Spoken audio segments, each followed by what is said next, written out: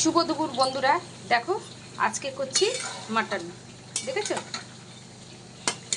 Mutton করছি। এই দেখো, দেখেছো, এটা হচ্ছে মেটে মেটে, দেখেছো।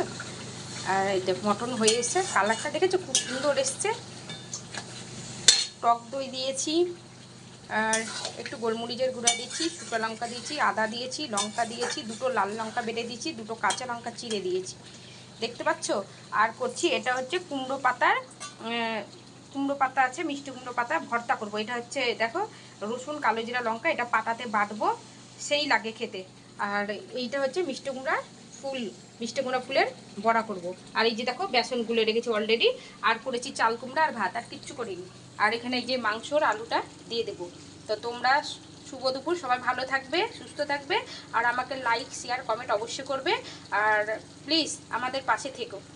এই যে কুমড়ো ফুলের বড়াটা ছড়িয়েছি, দেখো কুমড়ো ফুলের বড়াটা